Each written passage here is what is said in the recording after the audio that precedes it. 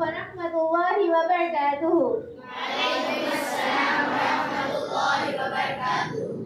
माननीय मुख्य मेहमान Shri trustee sir Bhiwala Ilyas sir, आचार्य श्री, शिक्षिका बहनों तथा मारा वहाला विद्यार्थी मित्रों, आप સૌને આપણા રાષ્ટ્રીય પર્વની ખૂબ ખૂબ શુભકામનાઓ।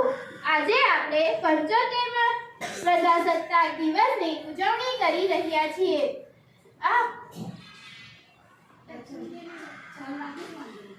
શહીદોનું સપનું જ્યારે સાચું થયું, હિન્દુસ્તાન ત્યારે સ્વતંત્ર થયું।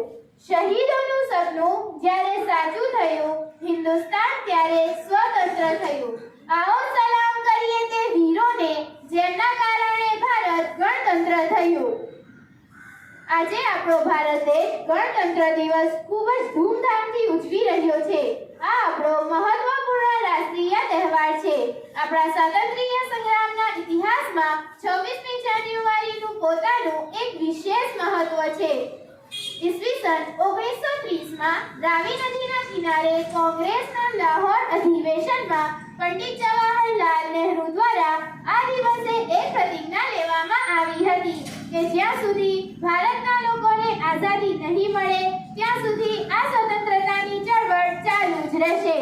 આ બધા સંઘર્ષો સાથે આપણા દેશના મહાનાયકો જેમ કે ડોક્ટર રાજેન્દ્ર પ્રસાદ, સરદાર વલ્લભભાઈ પટેલ, જવાહરલાલ નહેરુ, ચંદ્રશેખર આઝાદ, અશફાકુલ્લાહ ખાન, રામપ્રસાદ બિસ્મિલ, સુભાષચંદ્ર બોઝ, ડોક્ટર ભીમરાવ આંબેડકર જેવા ઘડવૈયાઓએ સ્વતંત્રતા પ્રાપ્ત કરવા માટે અનેક બલિદાનો આપવા પડ્યા હતા।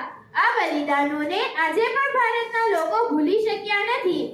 26મી જાન્યુઆરી 1950ના રોજ આપણું ભારતનું બંધારણ અમલમાં આવ્યું। આપણા બંધારણમાં સૌપ્રથમ 389 સભ્યોની બેઠક યોજવામાં આવી હતી, જે 9 ડિસેમ્બર 1946ના રોજ હતી। આપણા બંધારણના અધ્યક્ષ તરીકે ડોક્ટર ભીમરાવ આંબેડકર હતા અને અધ્યક્ષ તરીકે ડોક્ટર રાજેન્દ્ર પ્રસાદ અને ખરડા સમિતિના અધ્યક્ષ ડોક્ટર ભીમરાવ આંબેડકર હતા। 26મી નવેમ્બર 1949ના રોજ બંધારણ સભાએ બંધારણને સ્વીકાર્યું।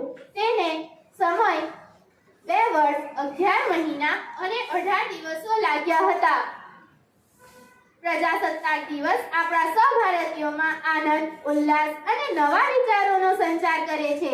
તે ભારતીયોને પ્રતિજ્ઞા લેવા માટે પણ પ્રેરિત કરે છે કે આપણે અમર શહીદોના બલિદાનોને વ્યર્થ નહીં જવા દે અને ભારતની રક્ષા, ગૌરવ અને ઉત્થાન માટે હંમેશા સમર્પિત રહેશે।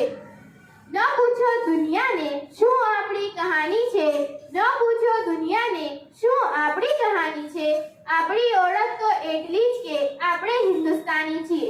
જય હિન્દ, જય ભારત। Thank you.